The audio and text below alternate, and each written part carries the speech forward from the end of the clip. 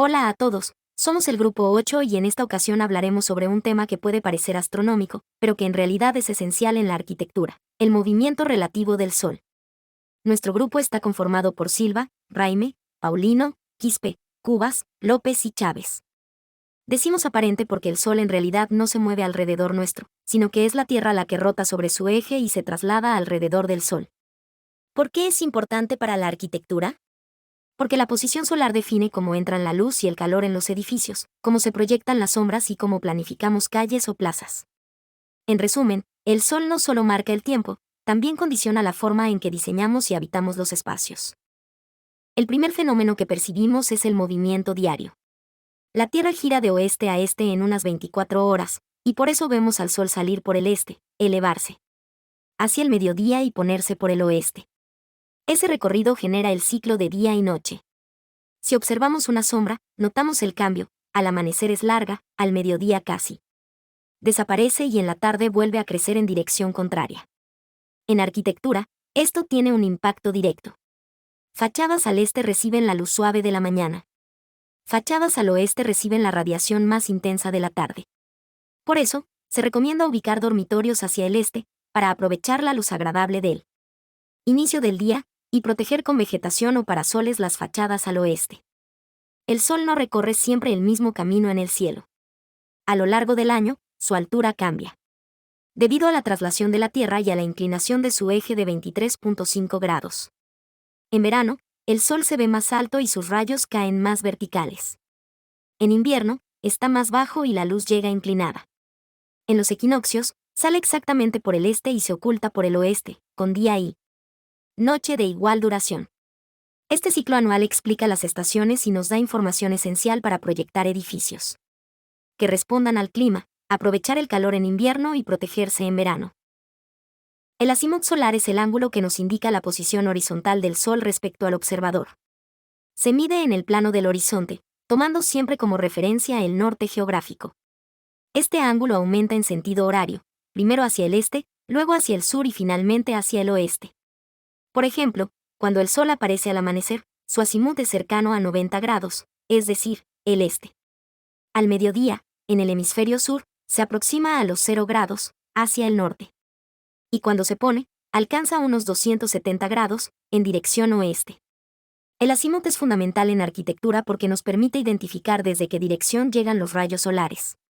Con esta información se definen decisiones clave en el diseño, la orientación de las ventanas, la disposición de las fachadas y la ubicación de los espacios abiertos.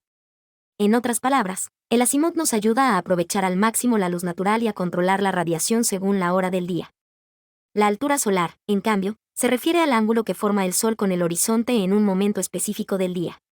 Cuando el Sol está justo en el horizonte, al amanecer o al atardecer, la altura es de 0 grados. A medida que asciende en el cielo, ese valor aumenta, alcanzando su máxima altura al mediodía solar. Este valor no es fijo, cambia constantemente según la hora, el día del año y la latitud del lugar en el que nos encontremos. Por eso, en verano, el Sol alcanza alturas mayores y las sombras se vuelven más cortas. En invierno, ocurre lo contrario, el Sol permanece más bajo y las sombras se proyectan largas. Sombras y control solar.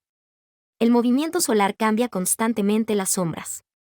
En la mañana y la tarde, son largas y se inclinan hacia el oeste o el este, mientras que al mediodía se vuelven cortas y apuntan hacia el norte o el sur, dependiendo del hemisferio.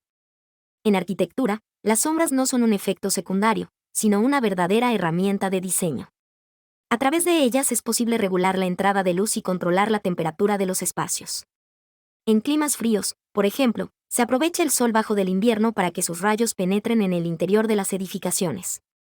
Esta ganancia solar pasiva ayuda a calentar los ambientes sin necesidad de recurrir a sistemas artificiales, lo que aporta confort y eficiencia energética.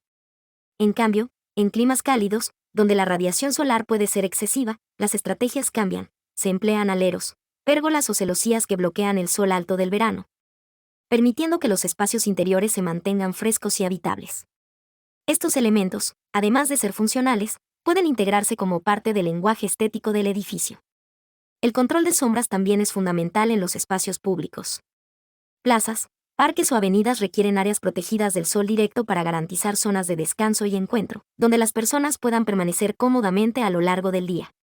De este modo, las sombras no solo mejoran el confort térmico, sino que también enriquecen la experiencia social y colectiva de la ciudad.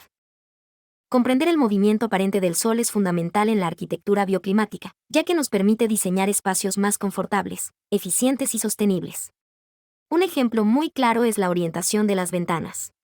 En el hemisferio sur, por ejemplo, una ventana orientada hacia el norte recibe luz natural constante y equilibrada durante todo el año, lo que mejora la iluminación interior sin sobrecalentar los espacios. Otro caso muy útil es el uso de aleros. Si se calculan bien, estos permiten que en invierno, cuando el sol está más bajo, la radiación solar entre y caliente el interior de la vivienda. En cambio, en verano, cuando el sol está más alto, los mismos aleros bloquean su entrada directa, manteniendo el ambiente fresco. La arquitectura moderna aprovecha esto no solo por confort, sino también por eficiencia energética. Cuanto más usemos la luz y el calor del sol, menos dependeremos de sistemas artificiales como la iluminación eléctrica o el aire acondicionado. El movimiento solar también se analiza a escala de ciudad, porque no solo afecta a un edificio aislado, sino a cómo se organizan los espacios urbanos. En urbanismo se estudian las trayectorias del sol para decidir, por ejemplo, cómo trazar calles y avenidas de manera que reciban la mejor iluminación natural durante el día. Esto no solo mejora la visibilidad, también aporta seguridad y reduce el uso de alumbrado artificial.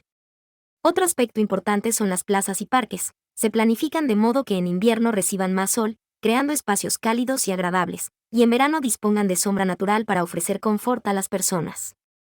También se regulan las alturas de los edificios, evitando que proyecten sombras excesivas sobre espacios públicos o sobre viviendas vecinas. De esta manera, se busca que todos los habitantes puedan disfrutar de la luz solar de forma equilibrada. No es algo nuevo, muchas ciudades históricas, desde las grecorromanas hasta los pueblos andinos, ya se organizaban siguiendo la posición del sol. Hoy en día seguimos considerando estos factores, porque una ciudad que respeta la trayectoria solar garantiza no solo confort, sino también sostenibilidad y calidad de vida para sus habitantes. En conclusión, el movimiento aparente del sol se origina en dos grandes factores, la rotación y la traslación de la Tierra. De allí nacen dos ciclos fundamentales. El primero, el ciclo diario, que marca el paso del día a la noche y regula nuestro ritmo de vida. El segundo, el ciclo anual, que da origen a las estaciones y transforma nuestro entorno a lo largo del año.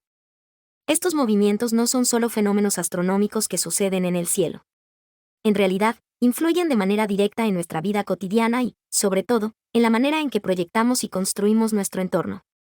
El sol se convierte en una especie de guía invisible, orienta las viviendas para aprovechar la luz y la ventilación, condiciona la forma de los edificios para generar confort y eficiencia, y organiza la vida urbana al marcar ritmos de actividad y descanso. Podemos decir que es el primer gran condicionante de la arquitectura, porque gracias a él aprendemos a diseñar espacios que no solo cumplen funciones, sino que también dialogan con la naturaleza.